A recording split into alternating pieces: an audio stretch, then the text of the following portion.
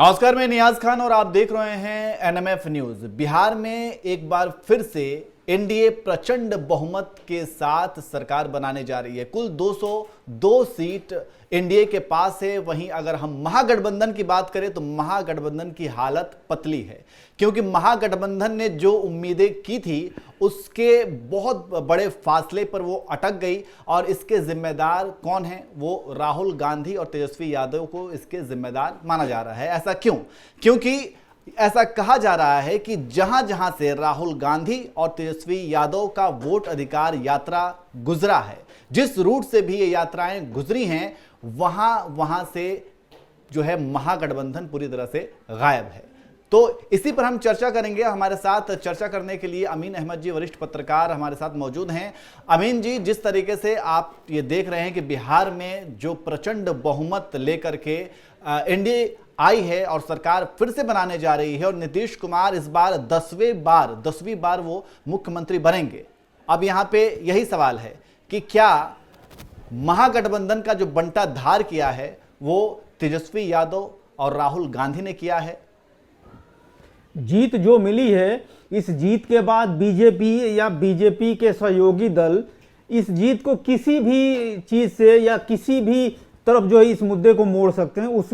उसी में ये एक मुद्दा उठ रहा है बीजेपी की तरफ से कि ये विपक्ष के नेता राहुल गांधी हमेशा से महाराष्ट्र गए तो वोट चोरी हो गया, हरियाणा गए तो वोट चोरी हो गया, हार जाते हैं तो इनको वोट चोरी दिखाई देता है। और इसी वोट चोरी को लेकर वो बिहार में 17 अगस्त से 1 सितंबर तक उन्होंने एक वोट अधिकार यात्रा निकाली थी। यात्रा में भीड़ तो थी, भीड़ कैसी थी ये पता नहीं, लेकिन लोगों का जन समर्थन मिल रहा था। लेकिन उसी के बाद से जो है विश्लेषक कहने लगे कि इसका असर है। लेकिन जब महागठबंधन और एनडीए का जो है बिहार विधानसभा चुनाव में जो उसका लिटमस टेस्ट होता है, उसमें जो है ये एसआईआर, हिंदू मुसलमान या कह लें कि वोट चोरी का मामला जो है पूरी तरह से विफल रहा है। इसका रिजल्ट जो है, जो हमारे स्क्रीन पे टैली दिख रही है, उसमें दिख रहा है कि 202 एनडीए ने जो है जीत हासिल की है।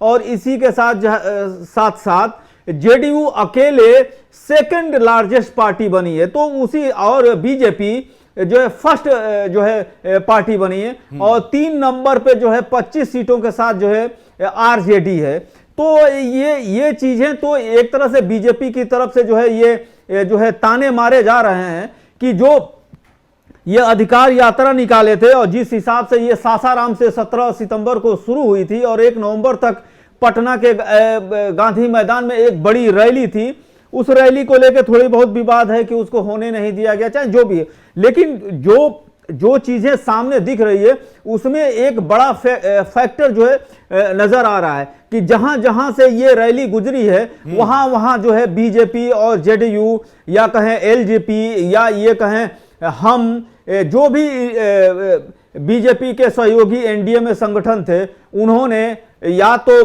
कांग्रेस को या तो आरजेडी को या तो वीआईपी को या तो कम्युनिस्ट पार्टी की जो 3 शाखाएं हैं उसके उम्मीदवार को बड़ी ही बुरी तरह से हराया है। बिल्कुल अमीन जी, और जैसा कि आपने जिक्र किया कि ये वोटर अधिकार यात्रा जब राहुल गांधी ने निकाला और उनके साथ साथ तेजस्वी यादव भी चल रहे थे और जन सैलाब जो दिख रहा था, जो जन रैली में एक तरीके से लोगों की जो भीड़ उमड़ रही थी, उस भीड़ को आधार बना करके बहुत सारे कांग्रेस के नेता ये कहने लगे थे कि ये राहुल गांधी का जन सैलाब है। यानी कि राहुल गांधी की तरफ जो है वो युवा अब मुड़ गए हैं। अब बिहार में जो है राहुल गांधी हैं, तेजस्वी यादव हैं। लेकिन वही कहते हैं कि भीड़ जो है, अगर आपके जनसभा में भीड़ इकट्ठी होती है तो इसका मतलब ये नहीं कि वो पूरी की पूरी भीड़ जो है वो आपके वोट में कन्वर्ट हो जाए। उसमें बहुत ज्यादा फर्क आ जाता है। तो यहां पर बात वही है कि जहां जहां से राहुल गांधी और तेजस्वी यादव कि रूट जो है, जिस रूट से भी इनकी जनसभाएं गुजरी हैं, उस रूट में जितने भी जो भी विधानसभाओं की सीट आई है वहां पर एनडीए ने ही बाजी मारी है। और हालत यह है कि आप सोच सकते हैं कि जो आरजेडी को 2020 के विधानसभा के चुनाव में 75 सीट मिली थी और 75 सीट मिलने के साथ साथ वो सबसे बड़ी पार्टी थी 2020 में, और बीजेपी को 74, लेकिन आज वो आरजेडी की हालत ये है कि उन्हें महज 25 सीटें ही मिलती हैं और कुल मिलाकर के महागठबंधन को सिर्फ 35 सीटें ही मिल पाती हैं। और इनसे बेहतर, कांग्रेस से बेहतर तो असदुद्दीन ओवैसी की पार्टी AIMIM ने प्रदर्शन किया है। 5 सीटों पर उन्होंने जीत हासिल की है, 5 सीटों पर हम ने भी जीत हासिल की है।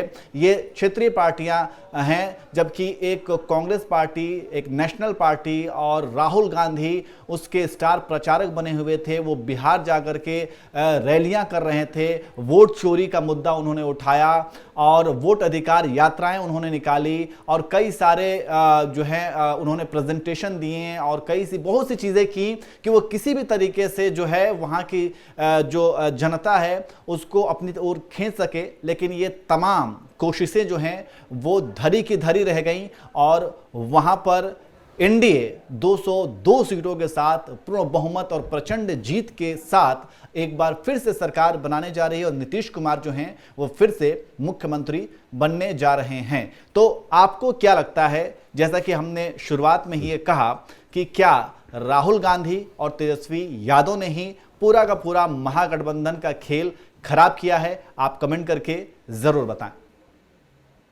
लोहा लोहे को काटता है।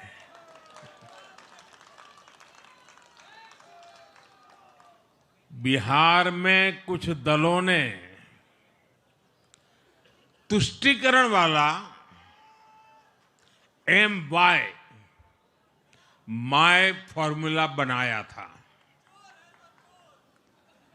पर आज की इस जीत ने एक नया सकारात्मक MY माय फॉर्मूला दिया है और ये है महिला और यूथ।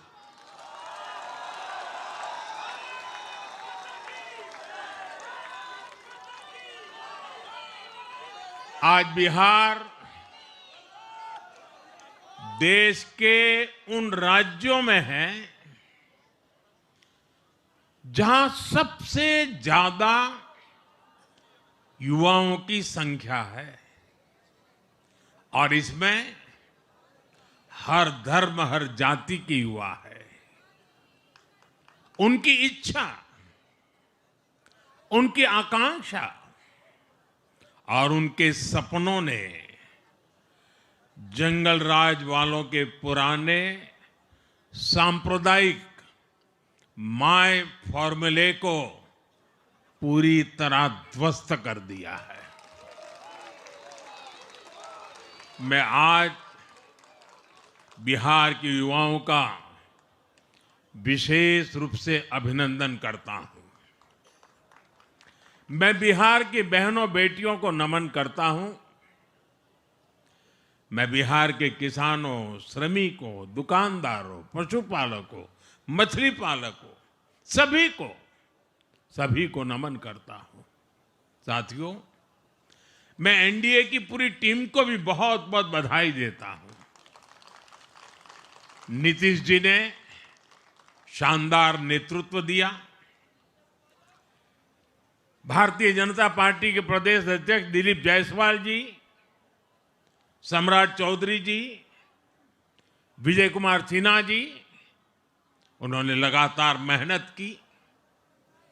हमारे जीतन राम मांझी जी, कुशवाहा जी, चिराग जी ने बहुत बेहतरीन लीडरशिप दिखाई है। एनडीए के कार्यकर्ताओं ने भी बूथ लेवल पर तालमेल का अद्भुत प्रदर्शन किया है। मैं देश भर के भाजपा कार्यकर्ताओं का भी हृदय से अभिनंदन करता हूं।